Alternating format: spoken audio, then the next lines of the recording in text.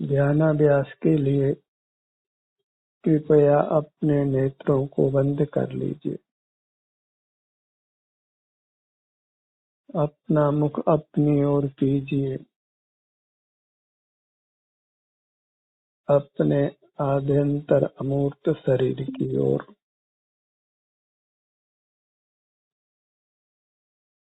आप सुख स्वभावी हैं। सुख या दुख को निरंतर भोगते हैं। हम सुख चाहते हैं।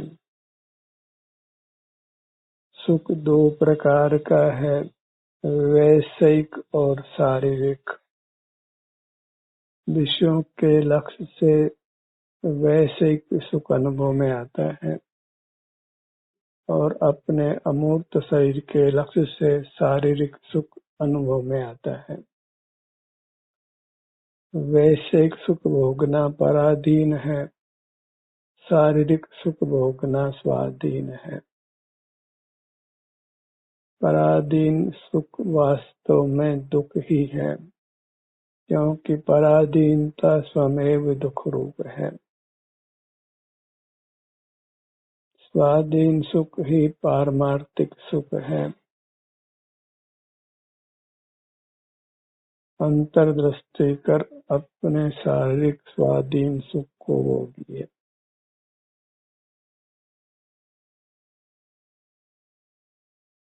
एक ओर अपना आभ्यंतर अमूर्त शरीर है और दूसरी ओर पूरा ब्रह्मांड है। सुख के लिए हमें अपने आभ्यंतर अमूर्त शरीर से युक्त रहकर उसी को भोगना है। बाहर का पूरा ब्रह्मांड हमारा नहीं है। हर पदार्थ का अपना स्वतंत्र अस्तित्व है और एक पदार्थ दूसरे पदार्थ के लिए नहीं है। हर पदार्थ अपने आप में पूरा है। हम भी सुख स्वभाव से पूरे हैं, पर से सुख की आशा लगाते हैं, इसीलिए हम नाना दुख भोगते हैं। इंद्रिय द्वारों का निरोध कर अपने मूर्त के सुख को ही भोगिए। फिर किसी बाह्य पदार्थ को भोगने की आवश्यकता ही नहीं रहेगी। आप स्वाधीन रहेंगे। कुछ भी पर पदार्थों का अर्जन रक्षण भोग नहीं करना होगा। अपने से युक्त रहकर ही आप उत्तम सुख को भोगेंगे।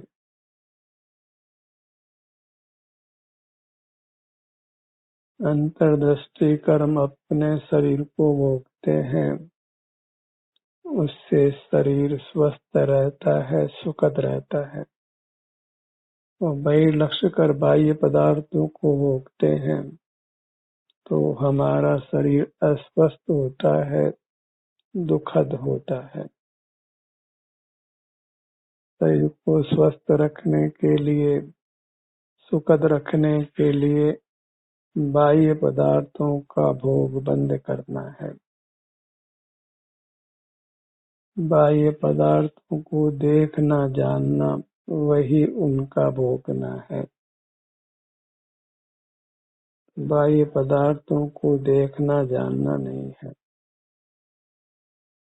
मूर्त इंद्रियों की पराधीनता से ही हम बाह्य पदार्थों को जानते हैं, तो वह जानना पराधीन होने से दुख रूप है।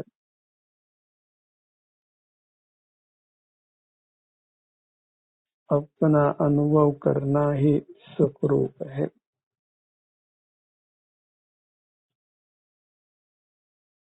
अपने मूर्त को लक्ष्य में लेकर उसी को भोगना है। कुदरत ने सुख के लिए अपनी अमूर्त काया को सुख स्वभावी बनाया है, जो हमें अनंत काल सुख देने में समर्थ है।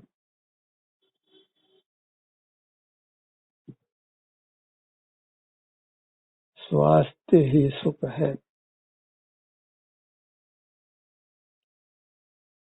जिससे हम स्वस्थ रहें वही धर्म है। जिससे अन्य के स्वास्थ्य को हम हानि नहीं पहुंचाएं और अपने स्वास्थ्य को बनाकर रखें, उसी का नाम धर्म है।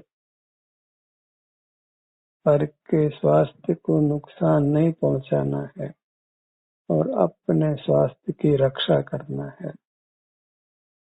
इस प्रकार हम निश्चय, व्यवहार, अहिंसा नामक परम धर्म को पालते हैं और इस अहिंसा धर्म में सब धर्म गर्भित हो जाते हैं। एक अहिंसा धर्म को पालिए। अपने शरीर का घात करना अपनी हिंसा है। पर के शरीर का घात करना पर की हिंसा है। पर के शरीर की रक्षा करना पर की अहिंसा है और अपने शरीर की रक्षा करना वह अपनी अहिंसा है। इतना ही धर्म है। अपने शरीर से युक्त रहकर हम अपने शरीर की रक्षा करते हैं और उसे स्वतः ही पर के शरीर के घात से भी हम बच जाते हैं। इस प्रकार स्व पर की अहिंसा को हम पालते हैं।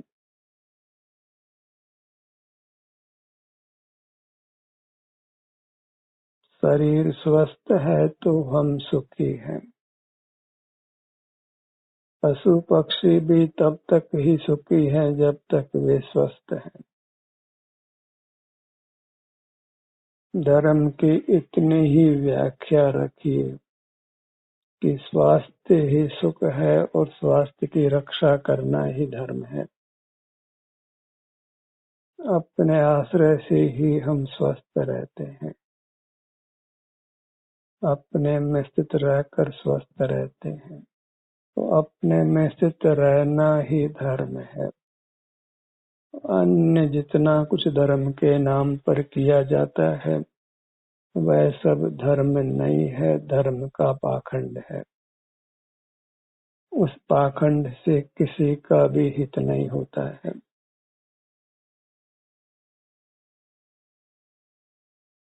अपना मुख अपनी ओर रखिए। अपनी काया को ही हम भोगते हैं। उसी से अपनी काया स्वस्थ रहती है। अंतर्दृष्टि कर अपनी काया के सन्मुख रहकर काया के स्वास्थ्य को भोगते हैं। उसी से हम सुख पाते हैं और अपनी काया सुखद रहती है।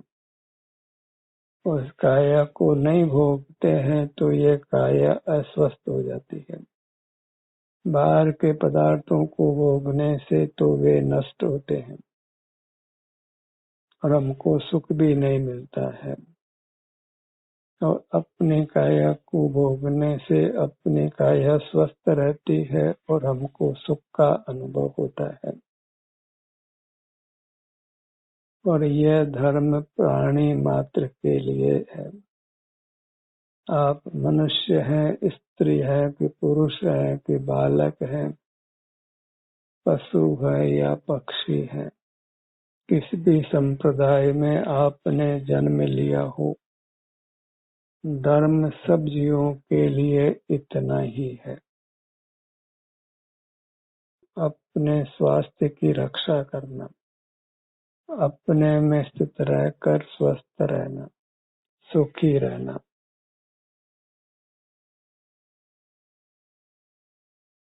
भले ही लोक में धर्म इस अर्थ में प्रसिद्ध नहीं हो, उसी के कारण से बोधि को दुर्लभ माना गया है।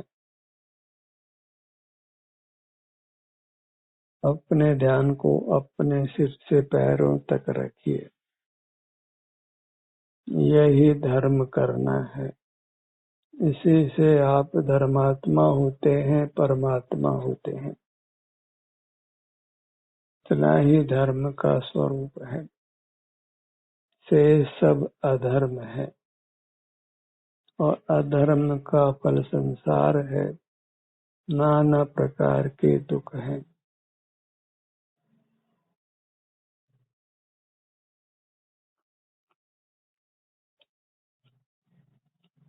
अपनी प्रतिमा को लक्ष्य में लीजिए, अपनी अमूर्त काया को ही वास्तव में प्रतिमा संज्ञा है। बाहर की मूर्त प्रतिमाएं कोई एक पदार्थ नहीं है, वे नाना परमाणुओं का समूह है, अनेक है और अपनी मूर्त एक है। अपनी मूर्त को ही एक संज्ञा है, से सब दूसरे तीसरे चौथे पांचवें ऐसे अनंत हैं और एकाग्रता ही मोक्ष का मार्ग है। अपने अग्र रहना, अपने सन्मुख रहना और पर के सन्मुख रहना ही अनेकाग्रता है और वही संसार का मार्ग है, दुख का मार्ग है। हमें देखना यह है कि हम जीवन काल में कितने पर के मुख रहते हैं और कितने स्वमुख रहते हैं। परमुख रखते हैं तो हम पापी ही होते हैं और स्वमुख होते हैं तो ही हम निष्पाप होते हैं, धर्मात्मा होते हैं। धर्मात्मा ही सुख भोगते हैं, अधर्मात्मा ही दुख भोगते हैं। पर धर्म के यथार्थ स्वरूप को स्वीकार करना है, अपनी मूर्त को ही धारण करना, उसी में स्थित रहना, वही धर्मात्मा होना है, जहाँ विषयों का कोई काम नहीं है। विषय ग्रहण नहीं करना है, विषय भोग ही काम भोग है, वही दुखों का द्वार है। सुख के लिए बस अपना मुख अपनी ओर करना है। कुछ भी मूर्त शरीर को उपयोग में नहीं लेना है, न इंद्रियों से देखना है, न मन से विचार करना है, न काया से कुछ हिलना डुलना या अन्य चेष्टा करना है, न कुछ स्मरण ही करना है। मन इंद्रिय से दूर हो, क्या वो पूछे बात, राग प्रसार निवारते सहज स्वरूप उत्पाद। मन इंद्रिय से दूर होने से हम कसाय और पापों से स्वतः दूर हो जाते हैं और मन इंद्रियों को रख करके कोई कसाय पाप से बचना चाहे तो कभी नहीं बच सकता है।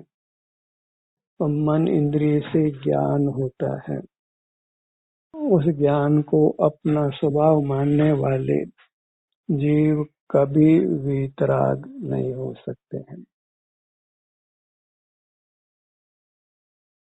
सारे झगड़ों की जड़ मन इंद्रियों से जानना है, वही जानना हमने बंद करना है। तभी हम अपने सन्मुख होकर अपना सुख भोग सकते हैं और अपने सन्मुख होना वह ज्ञान नहीं है, वह शुद्ध उपयोग है। ज्ञान इंद्रियाधीन होने से अशुद्ध उपयोग है, अशुद्ध उपयोग से ही संसार उत्पन्न होता है और शुद्ध उपयोग से ही निर्वाण होता है, परमात्मा पद मिलता है। परमात्मा ही सुखी है, इसलिए हमको परमात्मा होना है, परमात्मा पद ही पाना है। अन्य सब उपलब्धियां तुच्छ हैं, उनसे कुछ सुख की प्राप्ति नहीं होती है। एक परमात्म दशा ही चाहिए, मूर्त शरीर से रहित अवस्था चाहिए। कुछ मूर्त का देखना जानना नहीं चाहिए। अपने अमूर्त काया के सन्मुख रहकर अतीन्द्रिय सुख भोगना है। जो भौतिक सुख नहीं है, वैसे नहीं है, शुद्ध है, आत्मिक है, निर्मल है, निर्दोष है। अपने ध्यान को अपने सिर के भाग पर लाइए।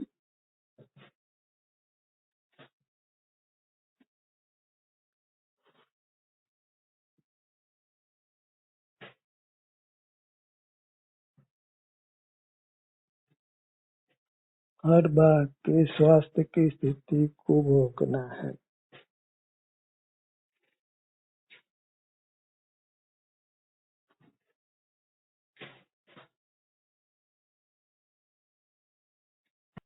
अपनी वस्तु के भोग से रहित नहीं रहना है।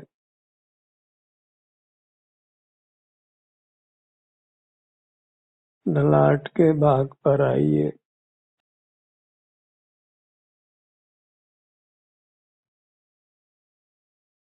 अपने सन्मुख होने से होने वाली शांति को पहचानिए। इस पहचान से ही मोक्ष मार्ग प्रशस्त होता है। यही असली शांति है, असली सुख है। बाहर कितना ही विषयजन्य सुख हो, वह असली सुख नहीं है। अपने ध्यान को अपने भ्रूमध्य पर लाइए।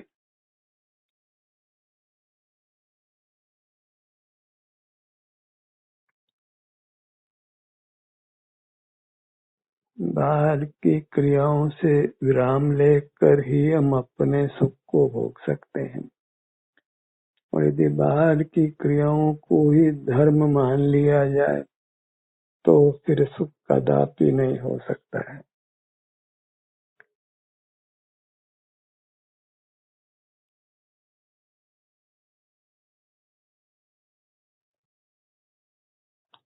अपने ध्यान को अपने नेत्रों पर लाइए।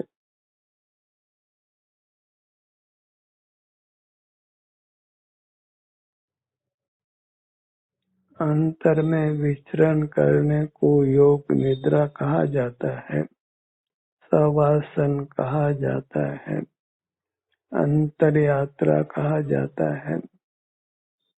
और ये लोक में धर्म के रूप में प्रसिद्ध नहीं है। धर्मार्थी जन बाह्य धार्मिक क्रियाओं को कर ही संतुष्ट होते हैं। इस प्रकार लोक में मोक्ष मार्ग प्रचलित नहीं होता है।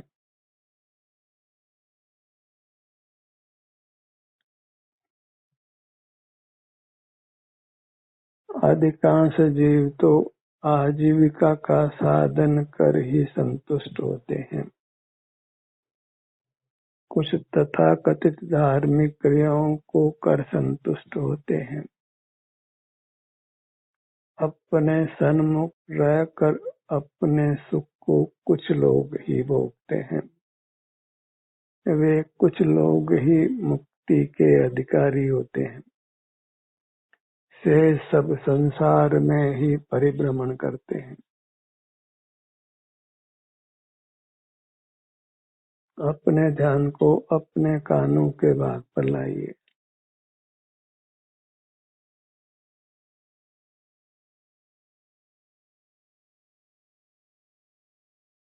अपने अमूर्त अंग उपांग ही भोग्य है, अन्य कोई वस्तु भोग्य नहीं है।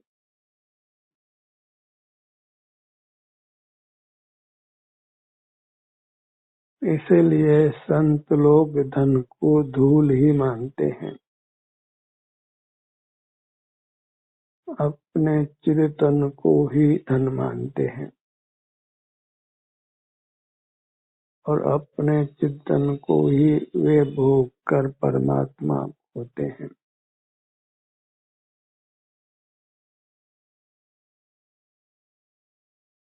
अपने ध्यान को अपनी नासिका पर लाइए।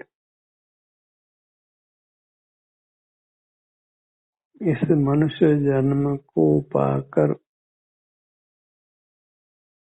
अपनी मुहूर्त को पहचान कर अपनी मुहूर्त के अवलंबन से रहना है। इस मनुष्य जन्म को सार्थक करना है, तभी हम कुछ भावों में परमात्मा पद को पा सकते हैं, निर्वाण को पा सकते हैं।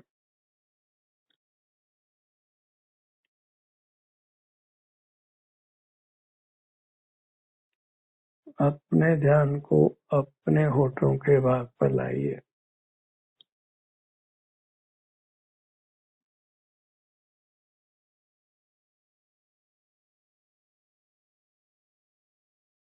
शरीर में सुख का अनुभव हो कि दुख का अनुभव हो, रहना अपने शरीर में है, क्योंकि शरीर के बाहर की किसी वस्तु के हम स्वामी नहीं हैं। स्वामी बने की हम कल्पना कर सकते हैं, पर स्वामी नहीं हो सकते हैं। सारा जगत ही बाह्य पदार्थों में स्वामी बने की मिथ्या कल्पना करता है। उनके आश्रय से विषय सुख भोग कर ही संतुष्ट होता है और उससे अपने संसार को दीर्घ ही करता है।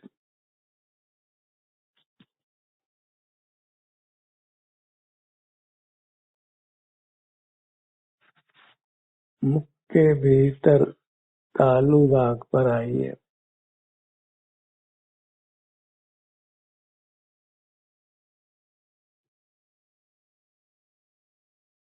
कंठ का भाग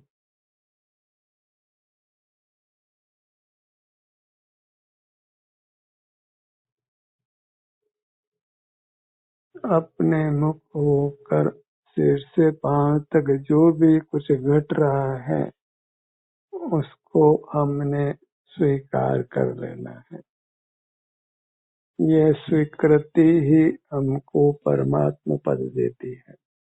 अन्य कुछ वांछा नहीं करना है, क्योंकि अन्य सब हमारे नहीं है। उनमें हमारा कर्तृत्व, स्वामित्व, भोक्तृत्व नहीं हो सकता है। और जो ज्ञातृत्व है वह संसार उत्पन्न करता है।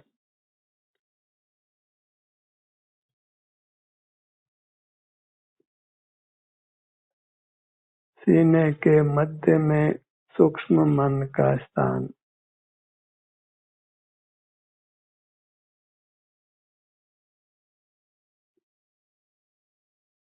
अपने ध्यान को अपने पेट पर लाइए।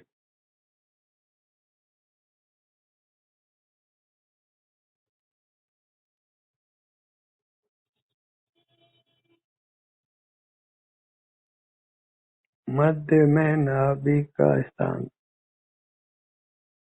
व्यवहार शब्दों के माध्यम से ही होता है।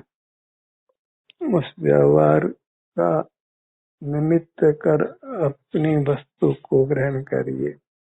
अपने अंगों के नाम का विकल्प कर अपने अंगों को ग्रहण करिए। उन अंगों का वास्तव में कोई नाम नहीं है। पहचान के लिए ही हम नामकरण करते हैं। बच्चा जैसे उत्पन्न होता है तो उसका कोई नाम नहीं होता है। व्यवहार के लिए ही हम नाम देते हैं। ऐसे अपने अमूर्त काया का कोई नाम नहीं है। जो मुक्त हो गए हैं उनके अमूर्त काया का भी कोई नाम नहीं है। व्यवहार के लिए ही नामकरण होता है। फिर मोक्ष मार्ग और मोक्ष में तो नाम का व्यवहार नहीं है। निर्विकल्प रहकर शांति को भोगना है। दाहिने भुजा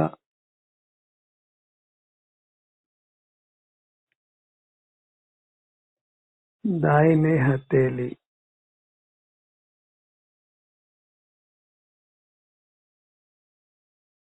पांचों उंगलियां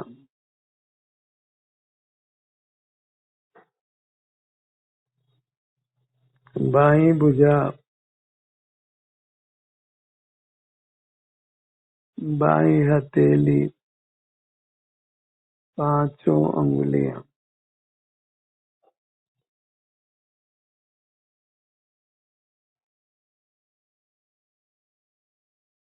दाहिना पैर दाहिनी पगतली पांचों उंगलियां बायां पैर बाईं पगतली पांचों उंगलियां अपने मूर्त के सन्मुख होकर ठहर जाना है। वही चिर विश्राम की स्थिति है, आनंद की स्थिति है, जहाँ बाहर के लोग के साथ कुछ भी व्यवहार नहीं है। वही व्यवहारातीत अवस्था है, इंद्रियातीत अवस्था है, जितेंद्रिय अवस्था है, निर्मोह अवस्था है। वही सुख शांति का भोग है। ध्यान का सत्र यहीं समाप्त होता है। आपकी सहभागिता के लिए धन्यवाद।